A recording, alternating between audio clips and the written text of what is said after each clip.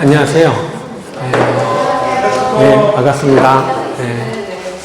저는 강원병 원장 지평선입니다. 이번에 처음 오신 분들이 좀 있으시다는 이야기를 들었고, 오늘 제가 말씀드릴 내용은 가장 기본적인 걸 다시 한번 리뷰하고, 그 다음에 우리가 좀 중점적으로 고민해야 될 부분에 대해서 말씀드리겠습니다.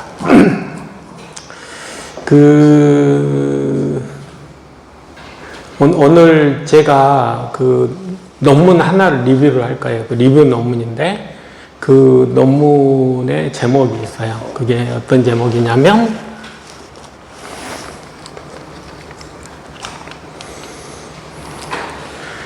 교모세포종에 왜 치료가 잘 안 되냐? 도대체 이걸 도대체 어떤 치료를 하는 게 앞으로 교모세포종의 치료에 희망이 있는 거냐에 대한 논문이에요. 2023년도에 발표된 논문인데, 리뷰 논문이죠. 그래서 이게 현재 여러분들이 치료를 받고 있는 교모세포종 치료에 대한 것들을 그냥 이렇게 한번 리뷰하는 내용이거든요. 그래서 오늘 처음, 여러 번 들으셨겠지만, 오늘 처음 오신 분을 위해서 다시 한번 리뷰를 하겠습니다. 이런 내용이에요. 보통 정향이 있으면 그 정향에 대해서 도대체 발생이 어느 정도 되는지, 그리고 우리가 생각하는 교모세포종이 어느 정도 되는지, 그리고 여러 가지 유전적 어떤 소인이 있는지, 이런 것들에 대한 내용이에요. 여기서 우리가 조금 주목해야 될 건, 물론 남자가 좀 많아요. 그 다음에 당연히 어른이 더 많은데, 어른 중에서도 60세 이상이 원래 더 많다고 되어 있죠. 그 다음에, 도대체 왜 생기나? 그것에 대해서 되게 많이 궁금할 건데, 일단은 방사선 같은 게, 우리가 예를 들어서 원자폭탄, 이런 게 있게 되면, 역시 뇌 적양이 많더라. 이런 내용들이 있어요.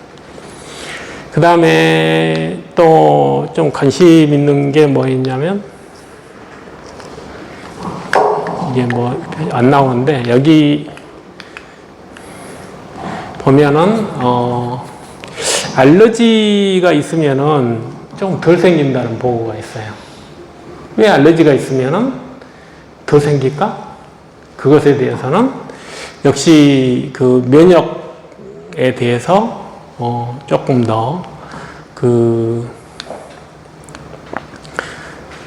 면역이 조금 더 오히려 과도한 게 오히려, 암에는 더 좋을 것이다. 그러니까 쉽게 말하면 면역세포에 의한, 면역 시스템에 의한 암의 감시가 많을수록 좀 어쨌든 알러지가 있으면 괴롭겠지만 그런 사람들은 면역 감시가 더 많기 때문에 암 발생이 40%가 줄어들잖아요. 그러니까 이런 것들을 좀 새겨들어야 돼요. 그러면 나는 어떤 입장을 취해야 되나? 쉽게 말하면 면역 치료를 해서 과민할 정도로 뭔가를 해야지 나한테 결과가 나오겠구나. 이런 생각을 하셔야 되거든요. 그 다음에 옛날에 휴대폰이 뇌 종양 이걸 시키는데 영향이 있느냐 없느냐 이런 내용도 있긴 있었는데, 아무튼 그 다음에 되게 이제 가족들 중에 정향이 있으면 다른 가족들한테도 위험하지 않을까라고 생각하는 내용들이 꽤 있어요. 근데 기본적으로는 유전적 소인은 5에서 10% 정도. 특히 소아암에서는 유전적 소인이 커요. 그렇지만 나이가 들어 생긴 것은 유전적 영향이 거의 없다고 보시면 돼요. 그 다음에 이제 돌연변이가 있어요. 여러 가지 돌연변이가 있는데, 돌연변이 종류가 많죠. 돌연변이 종류가 많으면 많을수록 사실은 치료가 이게 어떻게 대처하느냐에 따라 치료가 틀려지죠. 예를 들어 급성 골수성 백혈병 같은 경우는 돌연변이 종류가 엄청나게 이것에 비할 바가 없어요. 그것은 연구도 쉽고 그렇게 해서 했는데 실제로 걸리면 다 죽죠. 그것은 뇌종양보다 더 빨리 결과가 나올 정도예요. 그러니까 이게 뭐 좋다 나쁘다 이렇게 단순하게 비교하기는 쉽지가 않아요. 왜 그렇게 돌연변이가 앓고 그렇게 다 어떤 문제가 있는지 암에도 불구하고 실제로는 수명이 굉장히 짧잖아요. 그러니까 1년도 안 되니까 이런 것들이 꼭 좋다 나쁘다 이렇게 단순하게 볼 수는 없고 하여간 상황을 잘 이해하는 게 거기에 맞게 대처하는 게 훨씬 더 중요하다. 이걸 이야기하고 싶어요. 이게 이제 서론이에요. 거기 리뷰 논문에서 서론인데 이걸 다시 요약을 하면 뇌는 이렇게 구조가 생겼고 뇌를 구성하는 세포는 이렇게 혈관이 있잖아요. 여기 혈관이 있으면 빨갛게 혈관이 있으면 우리 파란색 신경세포에 영양분을 공급해주는 애들이 성상세포인데 교세포의 대표적인 거죠. 거의 90%는 이런 성상세포를 이야기하는 거니까 하는 일이 뭐냐? 하는 일은 요 영양분을 신경에다가 전달하는 거죠. 산소도 공급해야지 신경이 살 수 있잖아요. 그 다음에 영양도 이렇게. 근데 왜 이렇게 만들었냐? 얘들은 전깃줄이니까 여기에가 뭐 다른 부속기관이 있으면 힘들어요. 그러니까 얘 교세포라는 걸 만들어서 산소하고 밥을 얻어먹고 신경이 살 수 있게끔 이렇게 하는 거죠.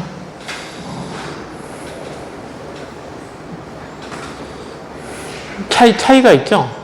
차이가 있는데 신경세포는 교세포는 수명이 있는데 이 신경세포는 날 때부터 죽을 때까지 그대로 가는 거예요. 나하고 같이.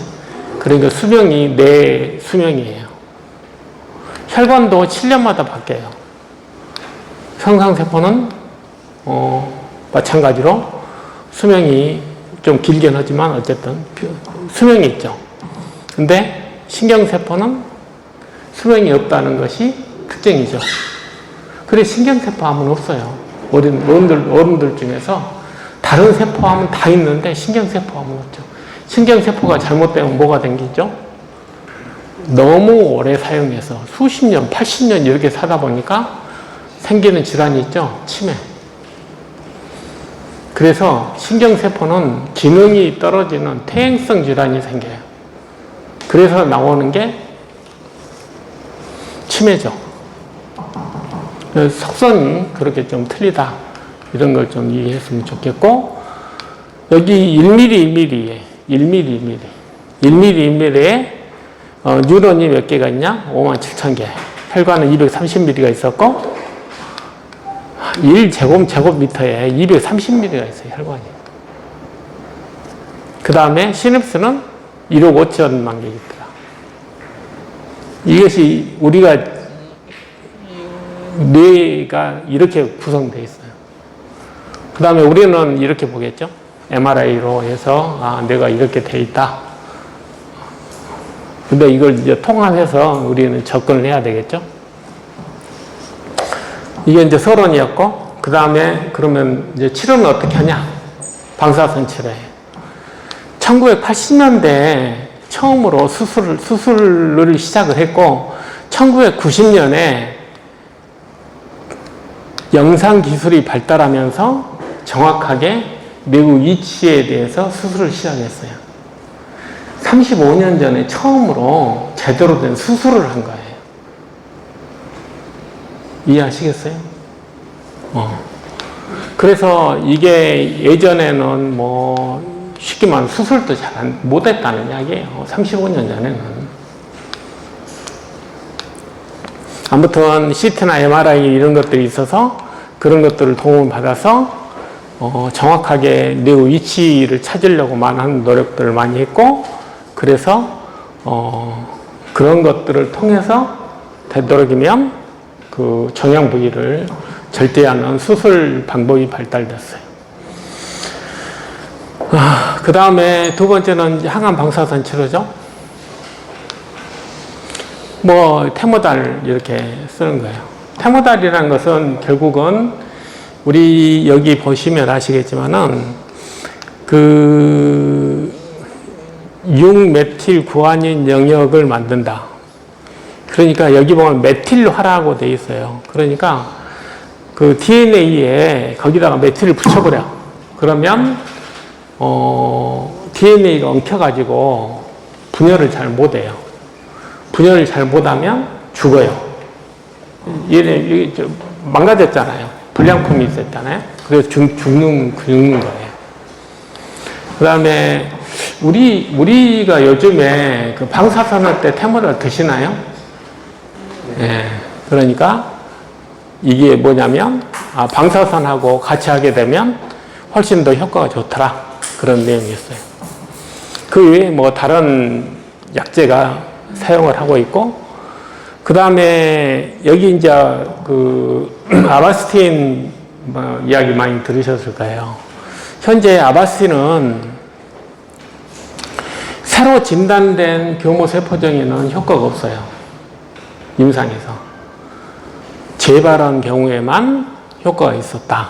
근데 아바스틴이 만들어진 이유는 뭐냐면 새로 혈관을 만드는데 교모세포종에서 이들 수준이 이 표적이 VEGF 이게 신생혈관 성장인자거든요. 그것이 30배가 많더라.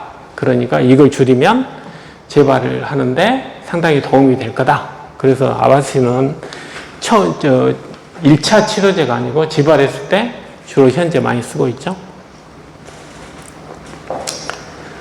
이제 방사선 치료는 다 아실 거예요. 그래서 되게 EGY 정도 해서 40 내지 60 이렇게 주는 거죠. 방사선 치료에서 대부분 이렇게 방사선 하면 정상세포도 손상이 될 수도 있지만 기본적으로는 뭐냐면 정상세포는 그렇게 생각보다는 손상이 적다고 지금 돼 있어요. 요즘에. 그래서 그렇고, 그 다음에 실제로 X선으로 정약을 할 때 왜 그 정상세포의 손상이 좀 적으냐면 낮은 에너지를 주기 때문에 그래요. 그래서 실제적으로 여기 보면 3분의 1이 X선 자체에 있는 어떤 세포를 죽이는 거고 3분의 2는 간접적으로 DNA를 건드려서 DNA가 건드려지면 대부분 세포가 스스로 죽거든요. 그러니까 건드려서 죽는 거예요. 그러니까 직접적으로 X를 싸가지고 너 죽어라 이게 아니고 실제적으로 간접적으로 죽음을 유도한다는 거죠. 그 다음에 여러 가지 다른 또 방사선을 한꺼번에 세게 넣는 방법도 있고 그런데 여기서 이제 제가 말씀드리고 싶은 것은 방사선이 효과가 보려면 뭐가 되냐면 저산소증이 돼 있으면 안 돼요. 방사선 효과가 없어져요. 얼마나 없어지냐? 여기 보면 3분의 1밖에 효과가 없어요.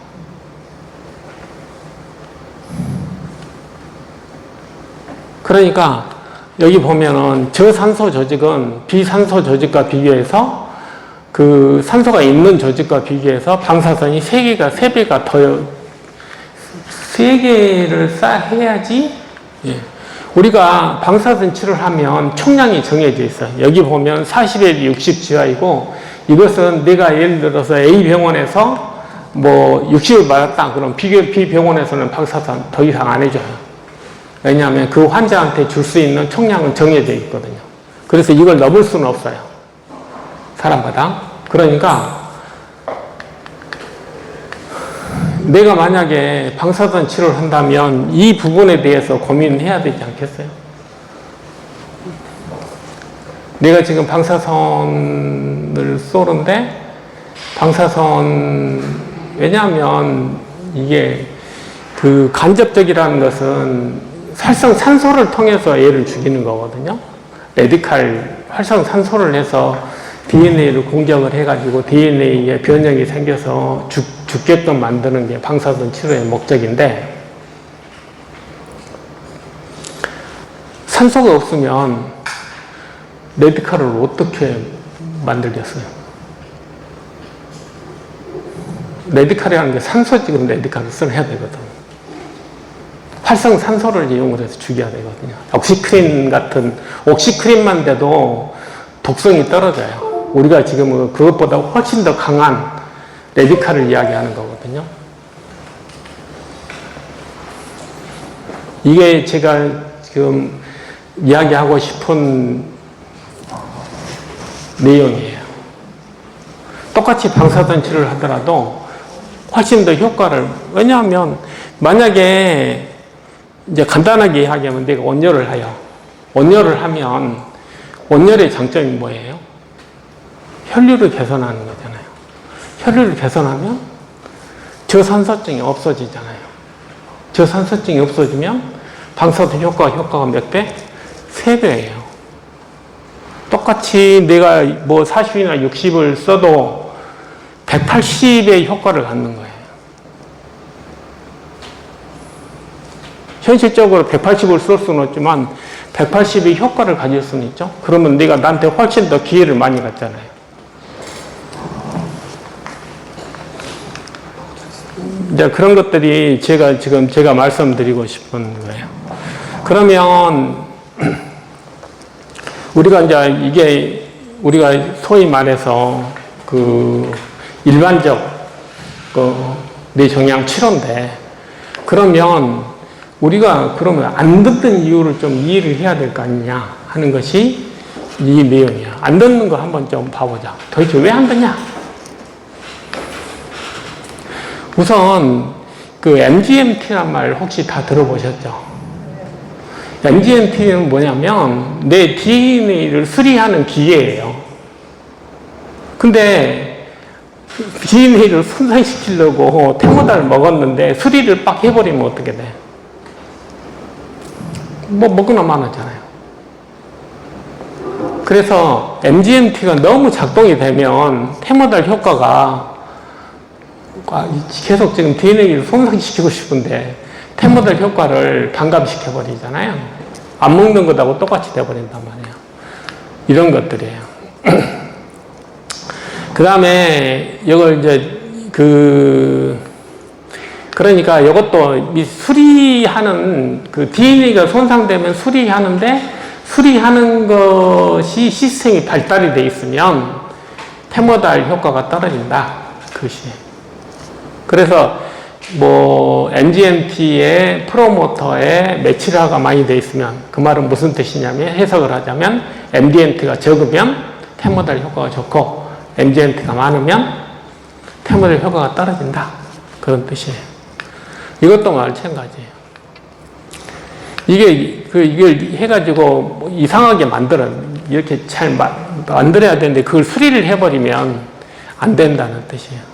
이제 그것이 첫 번째예요. 그 다음에 두 번째는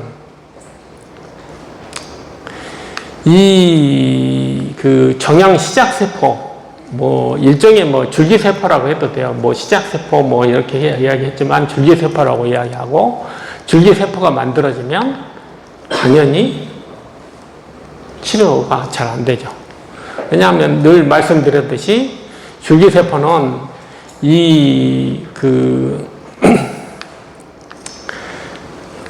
힘든 곳에서 살게끔 만들어진 씨 같은 그런 세포예요. 그러기에 힘들수록, 여기서 보면 저산소에서 많아. 저산소라는 건 살기 힘든 거야. 살기 힘들 때는 이렇게 줄기세포를 많이 만든다는 뜻이에요. 왜? 내 생명력 보호해야 하잖아. 그러면 내가 재발을 안 하려면 이게 적어야 되잖아요. 적으려면 어떻게 돼야 돼요? 저산소가 있으면 안 되잖아.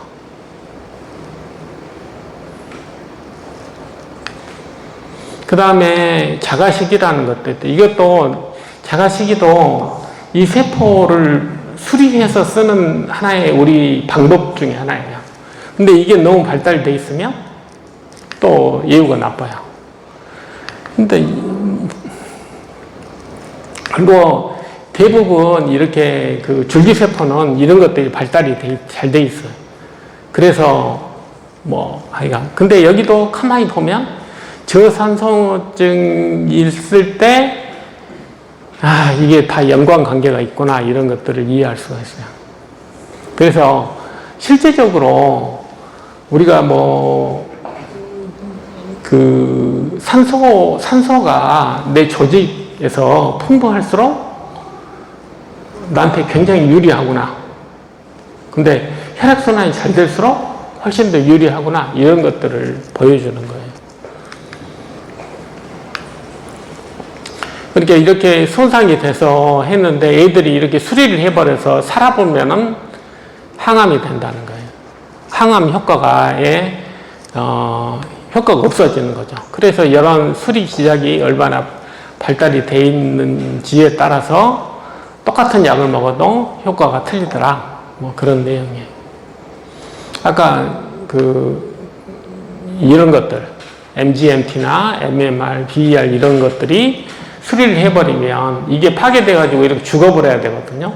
근데 수리를 해버리면 도로 제대로 원위치가 돼버리잖아요. 그래서 이 부분에 대해서 이해를 하고 있어야 된다. 이런 걸 말씀드립니다. 그 다음에 이렇게 교정 시작세포라는 게 있는데, 교정 줄기세포라고 해도 돼요. 뭐 틀린 말이 아닌데, 하여간 이렇게 줄기세포가 있으면 스스로 이렇게 만들어내요. 이게 여기 보면 성상세포종, 뭐 핏줄돌기세포, 이런 것들에 대한 종양을 여러 가지 종양을 다 만들 수 있다, 만든다 그런 뜻이에요. 그러니까 2기건, 3기건, 4기건 상관없고, 그 다음에 암세포 종류와 상관없이 그걸 구태여 뭐 이렇게 따로따로 생각할 필요도 없다는 뜻이에요. 우리가 내성을 이해하고 치료를 이해할 때는 그냥 한꺼번에 같이 생각하는 게 훨씬 더 유리한 거예요. 그 다음에 아까 말씀드렸듯이 저산소증이 있으면 얘들이 이렇게 자가식이나 이런 것들이 발달되고 죽지 않고 자꾸 씨를 만들려고 하고 줄기세포를 만들려고 한다. 이런 뜻입니다. 그 다음에 이제 두 번째, 치료가 도대체 왜 어렵냐. 일단은 여러분들이 항암제라고 해봐야 테모다라고 아바스틴 빼놓고 별로 없잖아요. 그러니까 그게 뭐냐면 비비비라는 것 때문에 생긴다. 본래 비비비라는 것은 이렇게 미생물이 뇌로 못 들어가게 엄청나게 막는 그런 일을 하는 애들이에요. 그래서 혈관을 통해서 뭐 이렇게 뇌염 이런 거 생기면 치명적이잖아요. 그래서 못 들어가게 그렇게 막는 그런 거고, 그 다음에 나쁜 물질이 들어가도 못 들어가게끔 막는 그런 기능을 하고 있는 뇌는 보호를 해야 되니까 그렇게 되어 있는 거예요. 여기서 좀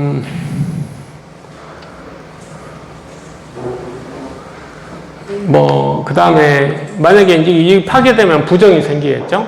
이제 그래서 이제 혈압이 상승하고 그 다음에 여기는 보면 부정이 있으면 약발이 안 되네요. 부정이 있으면 이게 튼튼해야지 테모다를 먹어도 뭐 효과가 있는데 이렇게 돼버리면 약물이 확산이 안 돼요. 부정이 있으면 약발도 안 넣는다는 걸 이해하셔야 돼요. 이게 약이 있으면 그런 게 아닌 게 아니고 결국 압력에 의해서 이렇게 가야 되는데 그게 파괴돼 버리면 안 되죠. 퍼지지가 않아요, 약물이. 그러니까 내가 테모다를 했는데 얼굴이 부종이 있다. 그러면 당연히 약효가 없는 거예요. 안 먹는 거나 마찬가지야. 그러면 뭐 아무것도 아니잖아요. 그러니까 부정은 무조건 없어야 되겠죠. 뭐 항암, 방사선, 뭘 하든지 간에 기본이 뭐냐면 부정이 있으면 안 되는 거예요. 당연히 연구를 해보면 BBB가 파괴 안 된 사람이 훨씬 더 치료가 잘 돼요. 그러니까 결국 부종 빨리 이렇게 BBB가 파괴되면 그걸 통해서 뭐 약물이 더 잘 퍼질 것처럼 우리 생각하잖아요. 근데 거꾸로라는 거예요. 그러니까 우리는 생리적으로 그렇게 만들어져 있으니까 내가 그러니까 혈관이 건강해야지 약발이나 방사선 치료가 잘 되는 거예요. 다른 말로 하면 부종이 없어야 약발이 잘 듣는다 라고 생각을 하셔야 돼요. 그 다음에 아까 보셨죠? 1mm에 뭐 얼마나 많은 세포들이 있고 뭐 이거 보셨잖아요. 그래서 지금 그것에서 빠진 게 있어요. 교세포가 다 빠져 있어요. 그러니까 우리 조직이라는 것은 굉장히 밀도가 높다고 생각을 하셔야 돼요. 그래서 약을 전달하는 게 그렇게 만만한 일은 아니에요. 다시 이제 그림으로 그냥 설명을 드리자면, 교세포는 한 가지 세포가 아니에요. 우리가 암이라고 하지만, 이렇게 좀 이쁘게 모양이 생긴 애도 있지만, 이렇게 좀 깝깝한 애들도 공존해요. 늘 말씀드리지만, 애를 다시 하나를 빼서 다시 키우면 이 모양을 똑같이 만들어요. 그래서 다형성이라고 해요. 종류가 많다. 그래서 도대체 어떤 애를 표적으로 해서 약물을 만들어야 될지 좀 난감해요. 그 다음에 BBB라는 것들은 이렇게 내막이 굉장히 이렇게 튼튼해서 이걸 통해서 그러니까 이 성상세포가 없으면 이게 여기서 그 성상세포에 이 발이 없으면은 이게 산소를 공급받기가 쉽지가 않아요. 근데 부종이 있으면 이 시스템이 안 되면 우선 산소가 공급이 안 되잖아요. 그럼 저산소증이 되잖아요. 그러면 뭐 기본이 안 돼 버리는 거예요. 치료의 기본이 없어져 버리는 거예요. 정향이 이렇게 있고 그러면 하여간 문제가 이제 좀 더 복잡해지겠죠. 그 다음에 아시다시피 아까 내가 단순하게 그림을 그렸지만 현실에서는 이런 조직 환경, 이런 모습에 있어요. 현실에서는. 예? 그 다음에 이제 또 하나, 줄기세포. 그 다음에 굉장히 이질적이다. 뭐 그런 걸 이제 이야기돼. 줄기세포라는 것은 아시다시피 혼자 만드는 거예요. 그냥 증식해서. 그래서 여러 가지 종류의 세포를 다 만든다. 이런 내용이 있고. 그래서 정향이라고 하지만 가만히 들여다보면 뭐 별 상황이 다 있어요. 예를 들자면 한쪽에서는 이렇게 괴사가 썩어. 또 한쪽에서는 암세포들이 산소가 많은데 또 모여. 또 그 다음에 또 뭐 혈관은 혈관대로 또 뭐 심지만은 또 이렇게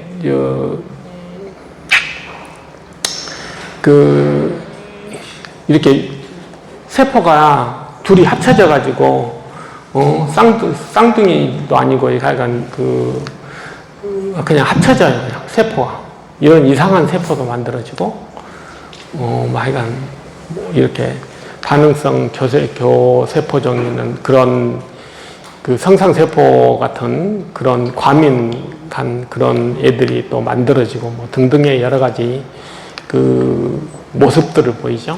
그래서 이렇게 우리가 현실에서는 상당히 좀 이게 어렵죠. 여러 가지 모습들을 보이고 있다. 그래서 이런 이질적인 것, 약물 전달 이런 것들이 상당히 어렵고 그 다음에 굉장히 치수적이다. 그런 내용이에요. 여기까지가 이제 왜 교세포가 치료가 잘 안 되냐에 대한 내용이에요.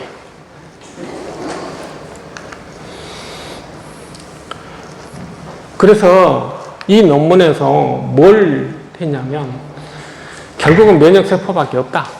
면역 치료밖에 없다는 것이 이 사람 생각이에요. 뭐 여러 가지 면역 시도들이 있어요. 뭐 이렇게 항체 치료제, 뭐 아바스틴도 항체 치료제잖아요. 그래서 뭐 이렇게 하고 있는데 뭐 세포 치료도 좀 해보고 암 백신 뭐 이런 것도 해보고 그 다음에 암 용해 바이러스를 감염시켜서 암세포를 좀 죽여보자. 뭐 이런 시도들이 굉장히 많이 시도되고 있어요. 근데 아직 승인된 건 없죠. 그 다음에 또 표적치료제 많이 들어보셨을 거예요. 그래서 표적치료제도 좀 가능성이 있지 않을까?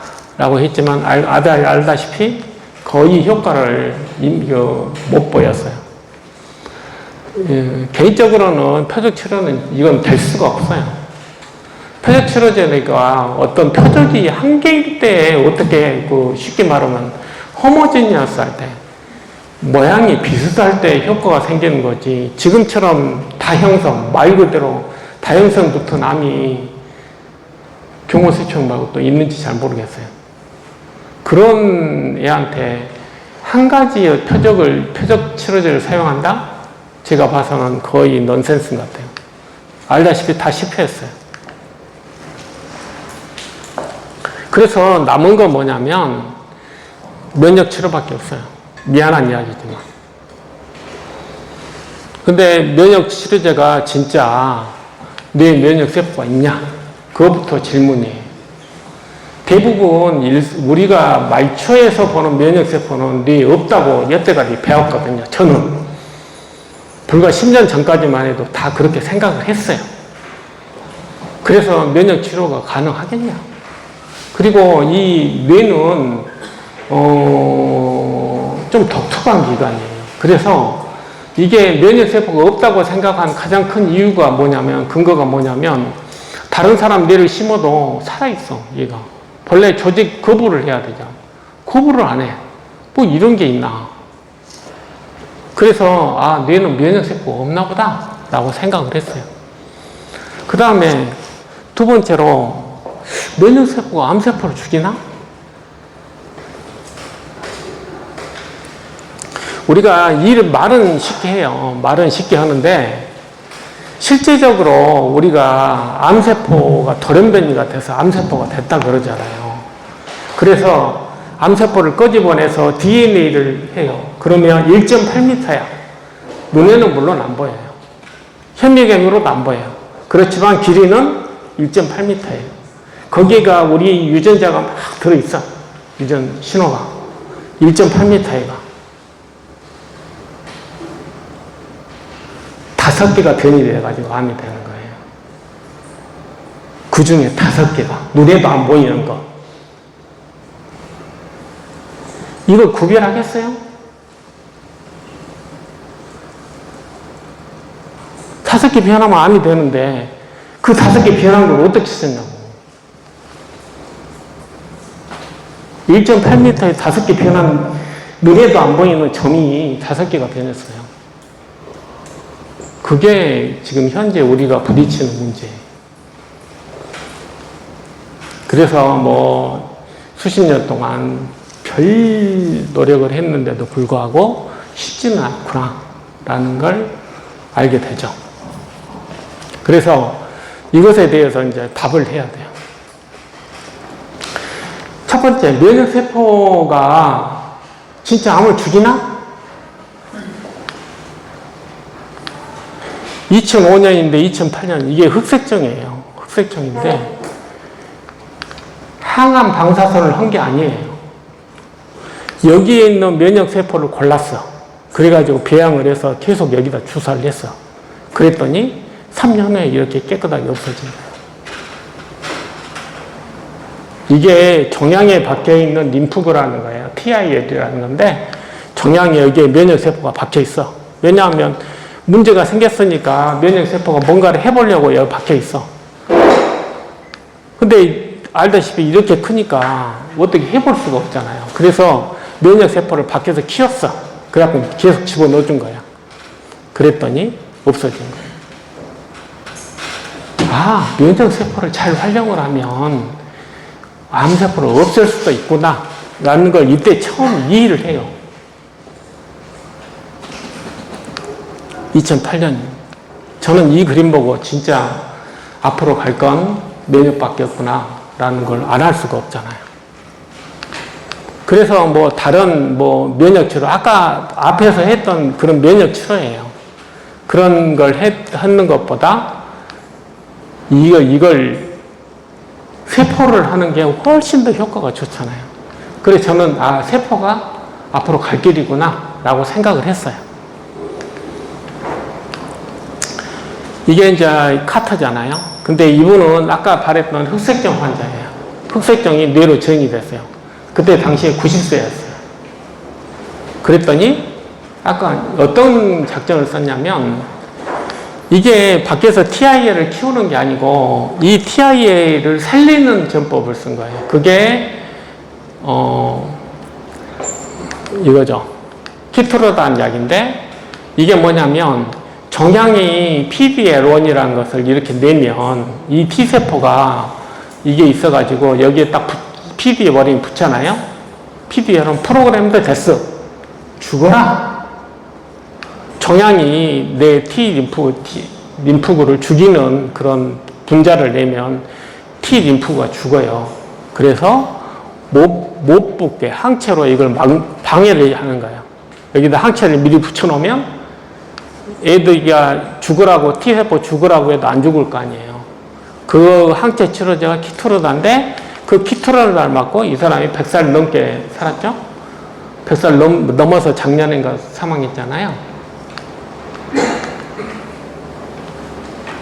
그러니까 T 림프구를 살리기만 해도 해볼만지 암이 죽구나. 아까 이야기했던 이 모습이 나오는 거예요. 그래서 지금 이제 요즘에 이제 카티를 만든 거예요. 카티를 해가지고 정향을 좀 더 잘 죽이면, 잘 죽이게끔 하면 더 잘 죽이겠지라고 생각하죠. 확실한 것은 뇌에도 면역세포가 있냐 없냐로 따지면 분명히 있다. 그 다음에 면역세포가 암세포를 죽일 수 있냐? 죽인다. 그건 입증이 된 거예요. 그것이 2013년도 이야기예요. 10년 전 이야기입니다. 10년 전에. 나도 저 해봤죠. 진짜 암세포가 죽이나. 그랬더니 이게 NK세포예요. 요 하얀 게. 암세포고, 이렇게 죽여요. 시간이 지나면 깔끔하게 없어져. 이건 지금 이게 그 영상을 여러 번 이전에도 보여드렸는데,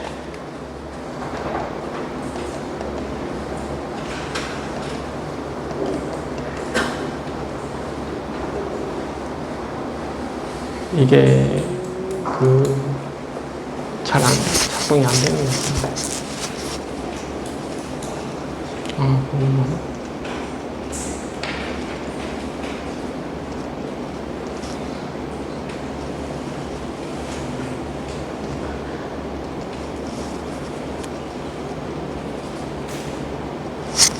이걸 한번 눌렀고.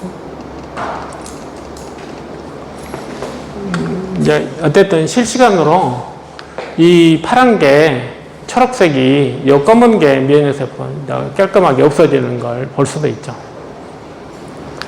그리고 실제적으로 우리가 해봤더니 이렇게 없어지는 걸 봤어요. 그러면 다른 일반적인 암이 아니고 교모세포 정도 없앨 수 있나?에 대해서 고민을 안 할 수 없잖아요. 했죠. 그래서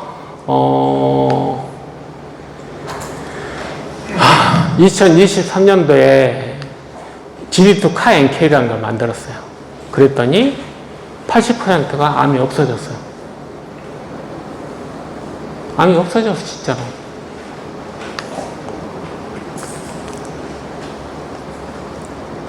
그래서 지금 없앨 수 있는 건 확실해요.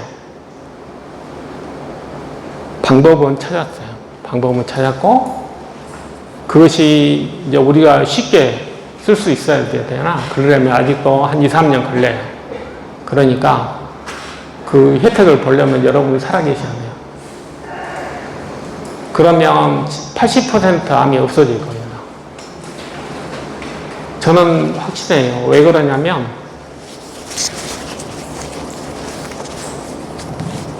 미래적으로 이게 뭔 이야기를 하고 싶은 거냐면, 우리가 요즘에 주라기 공원 나오잖아요.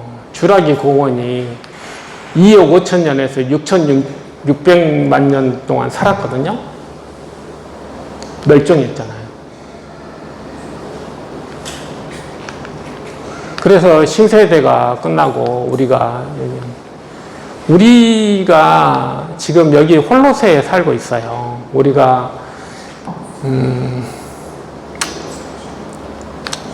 신생대 4기에 현생 인류가 이때 만들어져서 지금 홀로세에 살고 있는데, 보통 우리가 여기에 10,000년 정도 생각하거든요. 10,000년 정도. 우리 인류가 진짜 유인원에서 좀 분류되는 게 330만 년 전이고, 그 다음에 우리 소위 말해서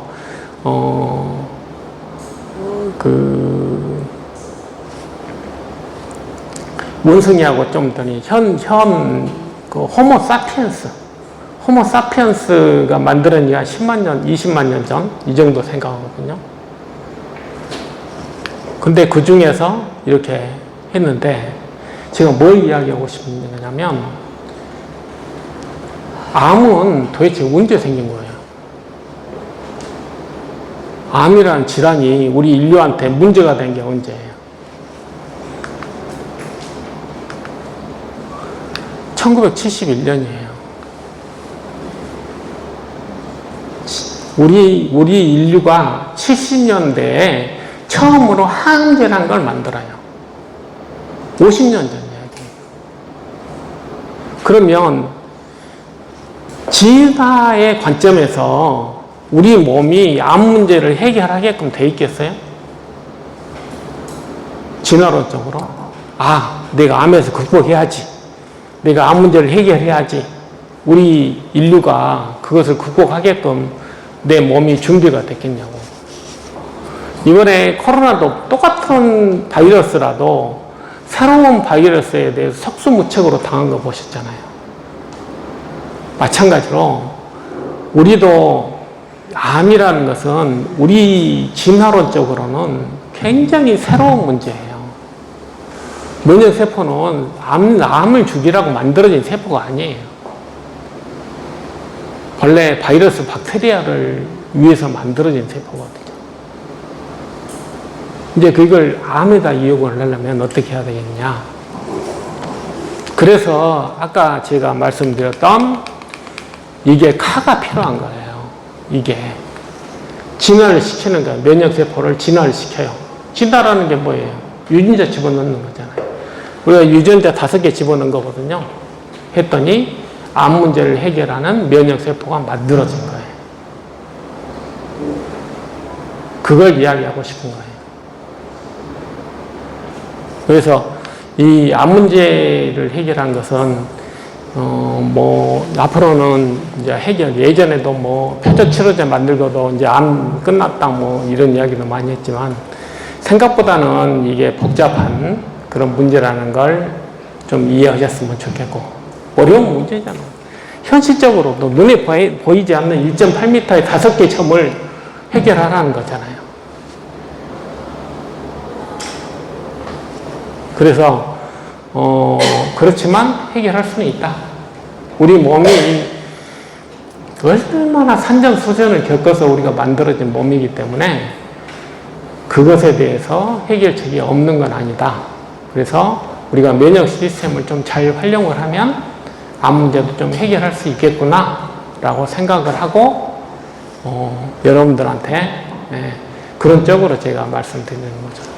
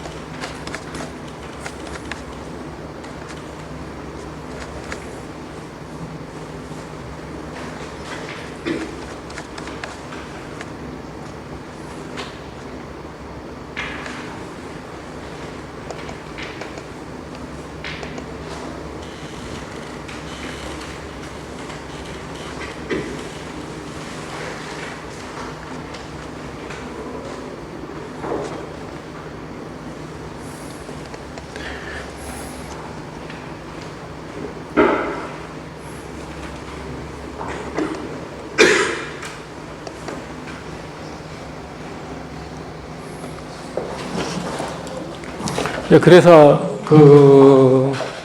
결국은 이제 오늘 이야기는 안 했지만은 이제 면역 시스템을 잘 봐도 암 연관 면역 시스템이 생각보다 복잡했구나라는 것도 이해하게 돼요. 오늘은 좀 시간 관계상 그건 빼지만, 그래서 면역 시스템을 암 치료를 하기 위해서 우리가 뭘 해야 될 것인가, 이것에 대해서는 두 가지예요.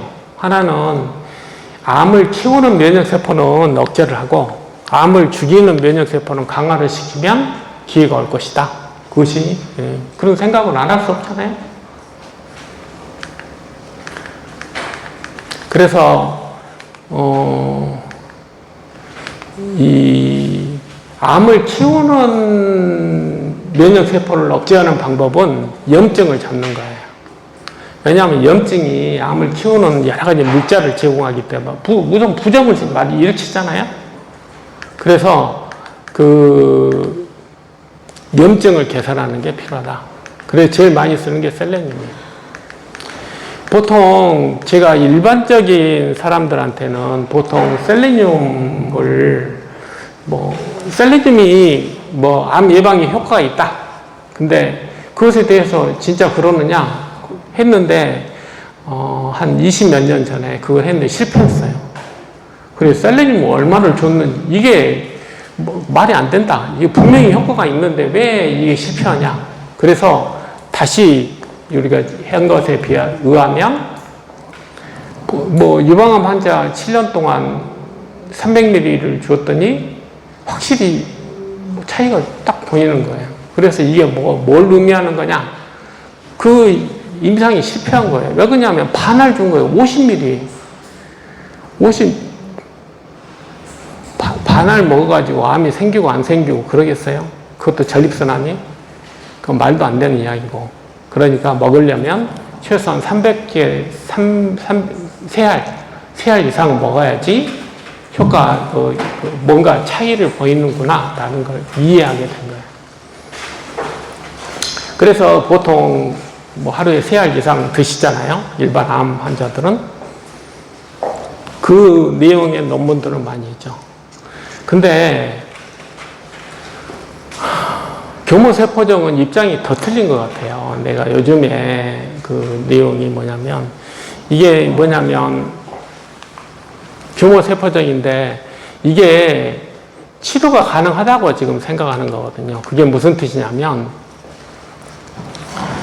아까 말씀드렸듯이 태모달도 방사선 치료도 전부 활성산소를 만들어서 암세포를 죽이는 거예요. 근데 똑같은 일을 셀레늄이 해요. 셀레늄이 활성산소를 만들어가지고 암세포를 죽이네? 옛날에 비타민C 고용량도 그 이론을 이야기하는 건데, 셀레늄하고 비할 바가 안 되는 것 같아요.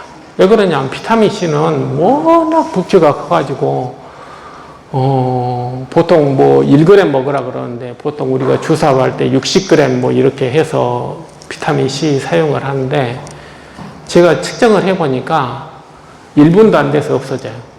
농도가. 그래서 비타민C 100g은 아무것도 아니더라고요. 우리 신체에서. 셀레늄은 그래서 나노로 해가지고 뇌에다가 집어넣으면 암세포를 죽일 수 있겠구나라는 시도들이 굉장히 많이 있어요. 미국에서는. 물론 아직은 의약품으로 된 건 없으니까. 이게 나노로 해서 넣어도 이게 간단한 문제가 아니야. 하여간 이제 뭐 어쨌든 뭐 그런 시도가 있다. 이제 이런 걸 하는데 우린 당장 급하잖아요. 그러니까 지금 현재 고용량 셀레늄을 사용을 해보면 좋지 않을까라고 하는데, 다른 건 모르겠지만 부정 없애는 데는 확실한 것 같아요.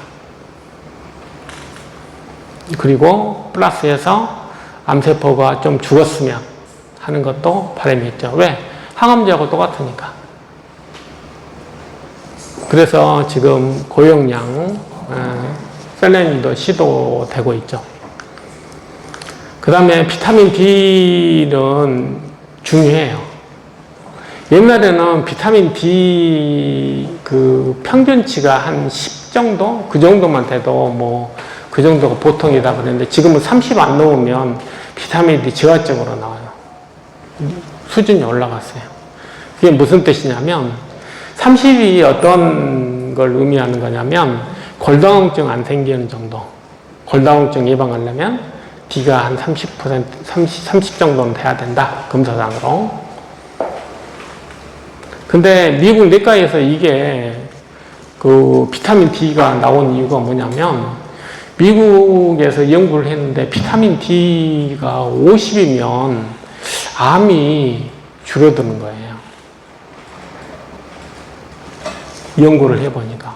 비타민 D가 높은 사람은 확실히 암이 줄어드는 거예요. 그래서 비타민 D, 미국에서는 적어도 암 문제를 해결하려면 50 이상이 돼야 된다고 생각을 해요. 그것이 공식 견해예요. 그래서 비타민 D는 최소한 나는 50 이상을 유지해야 돼요. 비타민 D가 왜 이렇게 높으면 암이 효과가 있느냐? 뭐 여러 가지 이론이 있어요. 여러 가지 이론이 있는데, 아무튼 적어도 면역 시스템을 활성화시키는데 도움이 된다. 뭐 이런 것도 있고, 뭐 이렇게 활성화시키는데 도움이 된다.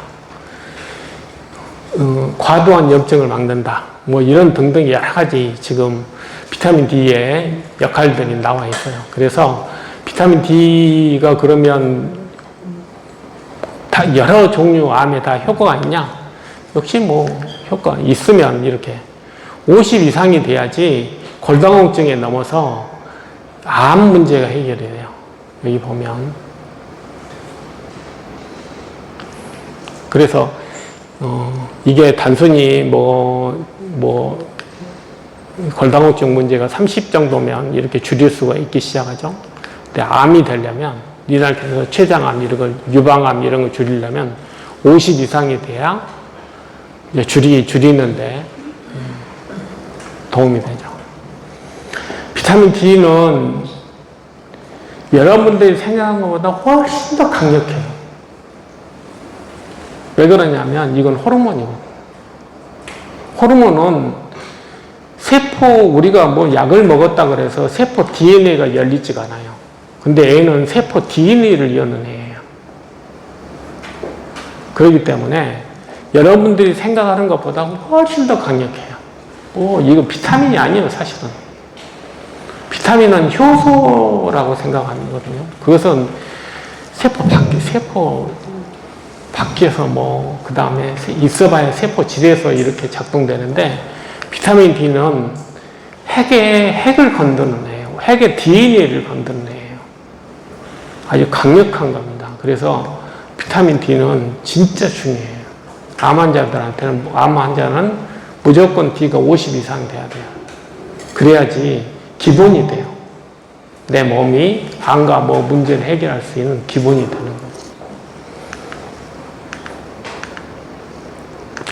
그 다음에 온열 치료. 제가 방사선 할 때 온열 치료 해야 된다. 내가 누누이 말씀드려요. 아까 말씀드렸잖아요. 3배 효과가 생기는 거예요. 저는 여태까지 2배라고 이야기했는데 이 논문에서는 3배라고 이야기하는 거예요. 내가 한 방 맞을 때 3방 맞는 거예요. 그러면 나한테 훨씬 더 기회가 올 거 아니에요. 그러니까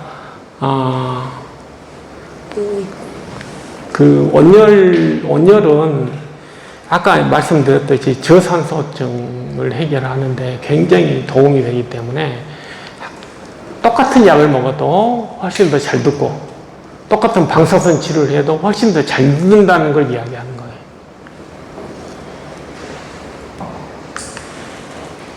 그래서 온열을 하게 되면 이렇게 또 그 다음에 이제 저는 면역학적으로 요즘에 온열 치료는 이제 기전이 2가지예요. 하나는 지금 했던 직접적 효과, 항암 방사선 효과를 높인다. 첫 번째.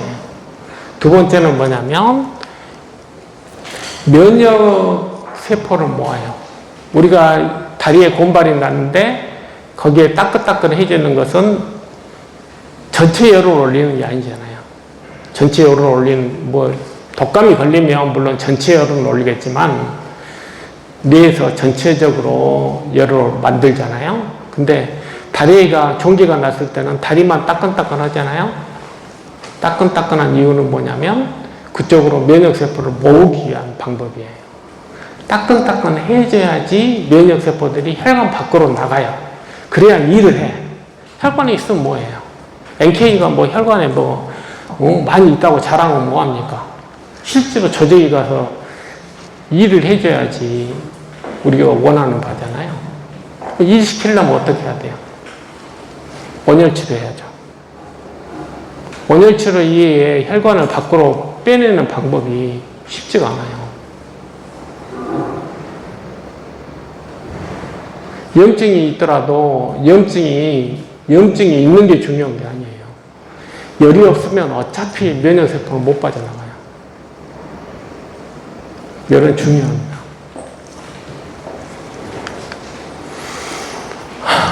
그래서 이렇게 방사선 치료하는 것보다 방사선 치료하고 온열 치료하게 되면 면역세포들이 많이 모여서 훨씬 더 효과가 있다. 그걸 말씀드립니다. 그 다음에 사이먼실 알파 이렇게 아까 카타가 맞았던 게 어떤 세포를 살리는 거예요? T세포를 살리는 거예요. T세포가 없으면 어떻게 되지? 그 T세포를 만들어주는 게 흉선이에요. 여기 몸에 있는 흉선인데 여기 나이가 들면 T세포를 못 만들어요. 그러니까 흉선 호르몬을 좀 써서 T세포를 조금이라도 만들면 그런데 박힐 가능성이 높잖아요. T가 만들어질 가능성이 있어야지 면장을 하잖아요. 그러니까 그렇게 T를 만드는 게 좀 필요해서 하는 거고, 그 다음에 이제 미슬토가 있어요. 미슬토는 직접적으로 독성이 있어서 암을 죽인다는 것도 있고, 그 다음에 면역을 좀 활성화시켜준다. 이런 것이 있어요. 이런 걸 어주번트라 그래요. 보조제라고 하는데, 우리 면역 시스템을 어주번트라 그래서 사람들이, 별것 아닌 거라고 생각을 해요. 암에서 수술 빼고는 다 어주번트예요. 수술 빼고는. 항암 치료도 어주번트고, 방사선 치료도 어주번트 치료예요. 수술로 못한 걸 조금이라도 그래서 이득이 뭐냐? 우리가 항암 방사선 하면 암 문제가 보통 수술로 60%를 해결하고 항암 방사선에서 10% 어드밴티지를 얻는 거예요. 이것도 마찬가지로 어주번트예요. 그래서 미국 국립암센터, 국립연구소에서 이제 뭐 진짜 좋은 것, 진짜 그 근거가 있냐? A, B, C, D 해서 이건 B입니다. B. 유럽산만 들어요. 왜냐하면 미술토가 한국에도 있고 뭐 중국에도 있고 미국에도 있잖아요. 유럽산 미술토만 현재로서는 입증이 됐다. 그렇게 나와요. 그 다음에 이것은 캘리포니아는 조개 피예요. 조개 피. 조개 피인데 그때 말씀드렸죠?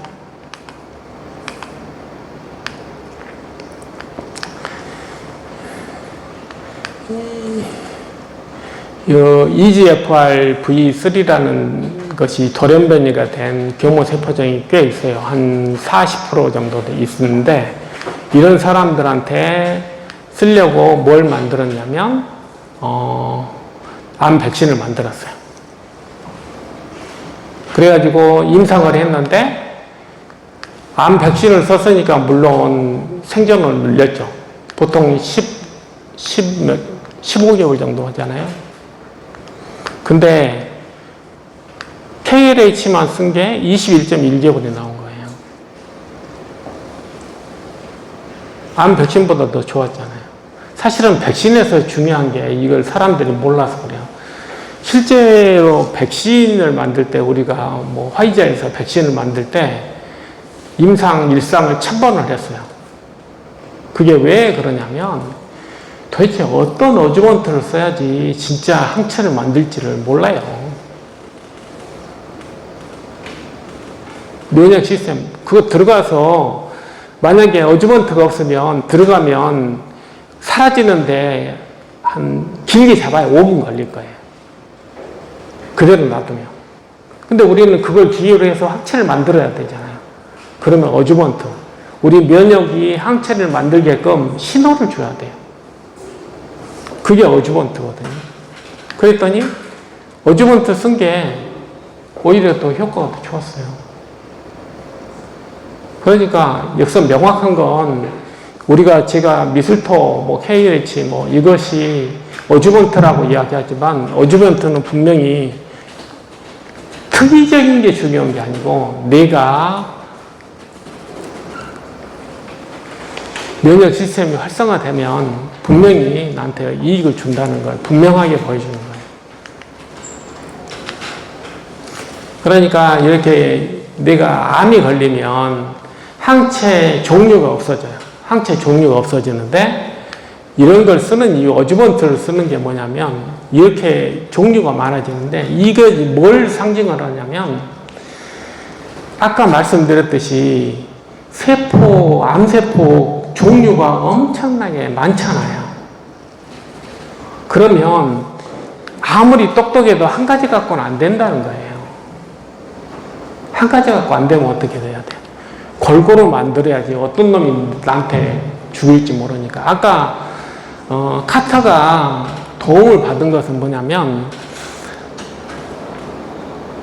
실제로 그러면 모든 사람이 우리 여기에도 그 흑색종으로 해서 사망하신 분도 며칠 전에 있었거든요.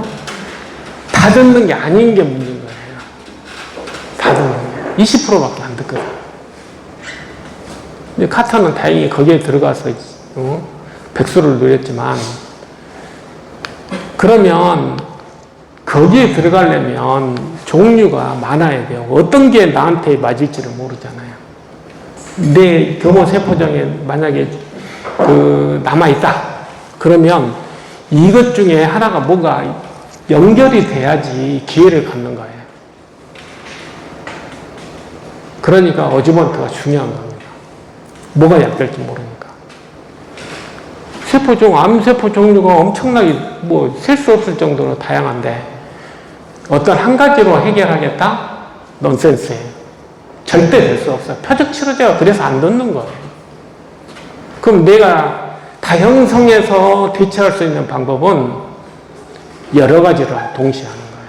여러 가지를. 이해하시겠어요? 한 가지가 아니고 여러 가지를 많이 그렇게 해줘야지 나한테 기회가 올 거 아니에요. 그래서 세포치료제는 아까 말씀드렸듯이 뭐 이거 이야기할 것도 없어요. 뭐 단순히 배양해서 넣어주는 것만도 효과가 있었고 앞으로 여기서 내가 주목하고 싶은 것은 이런 거예요. 여기 보면 이제 파란 게 효과가 있는 기간이거든요. 효과가 있는 기간인데 14번 넣어줬으니까 여기는. 그러니까 한 번 넣어줘가지고 생기는 게 아니고 한 3번쯤 넣어줘야지 조금 차이가 생겨요. 14번 해가지고 이때 이제 그만뒀잖아요. 이때 그만뒀으니까 이 기간 동안 약발이 듣는 거예요. 지금 뭘 이야기하고 싶은 거냐면 우리가 만약에 진짜 내 종양을 죽이는 내 면역세포를 키우고 싶다면 최소 걸리는 시간이 3개월이라는 걸 이야기하는 거예요. 3개월 동안 내가 갈고 닦아야지 내 종양을 죽일 수 있는 면역세포를 만들 수가 있어요. 내가 뭘 했다고 그냥 만들어지는 게 아니에요. 그걸 이야기하는 겁니다. 내가 지금 오늘 뭐 하고 뭐 이게 다른 거라고 좀 틀린 거예요. 면역치료가 아니고 예를 들어서 내가 방사선이나 다른 뭐 예를 들어서 뭐 표적치료다 그것은 그냥 MRI 찍으면 바로 나와서 조금이라도 커지면 효과 없다고 다 약 바꾸거든요. 면역치료제는 그걸 보려면 3개월쯤 지나야 돼요. 키투라다도 마찬가지예요. 키투라다도 효과가 나오려면 3개월 정도 지나야지 효과가 나와요. 그러니까 개념이 틀리잖아요. 우리가 암을 죽여버리는 게 아니잖아요. 내 면역 시스템이 활성화가 돼서 암 문제를 해결하는 거거든요. 그러면 기본 3개월이 걸리는 거예요. 이해하시겠어요? 그래서 제가 면역치료가 해서 내가 뭐 이거 오늘 한번 했다고 뭐 내가 3개월 동안 해야지 이제 뭐 반응이 이제 그것에 대한 어떤 보답을 해주기 시작하는 거예요. 모든 면역치료는 다 마찬가지. 그러니까 내가 한 달 동안 이렇게 고생했는데 그러면 저는 할 말이 없어요. 3개월 정도는 해야지 이제 시작했구나. 이제 시작이야. 조금 더 긴 호흡을 가졌으면 좋겠다. 라고 제가 말씀드려요.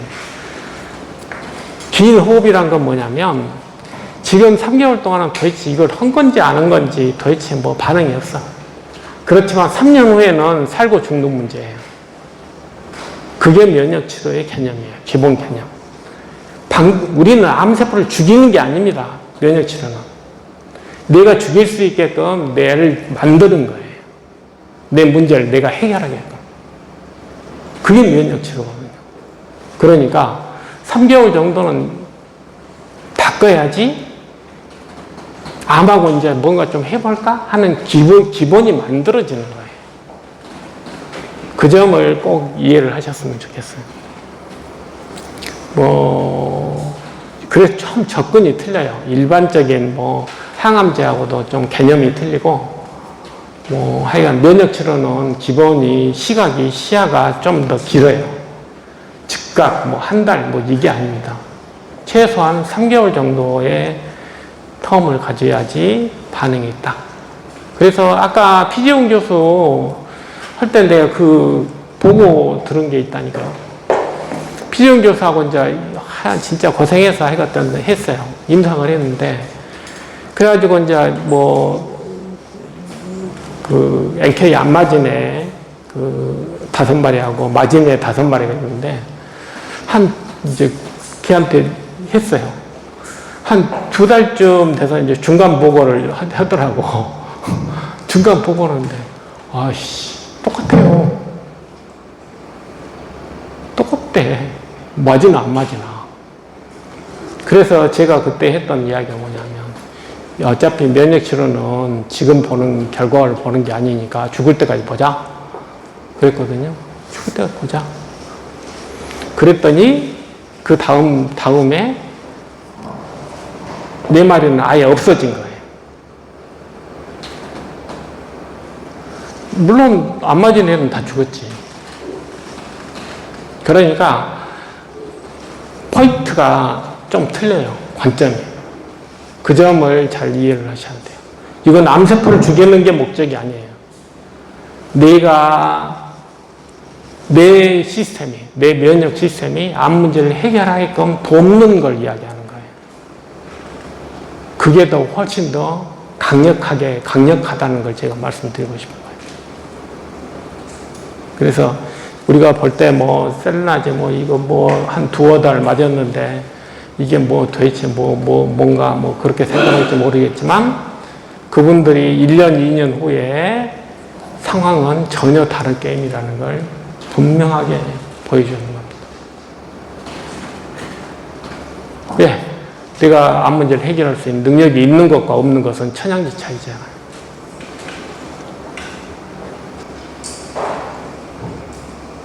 네, 그럼 마치겠습니다. 네, 감사합니다.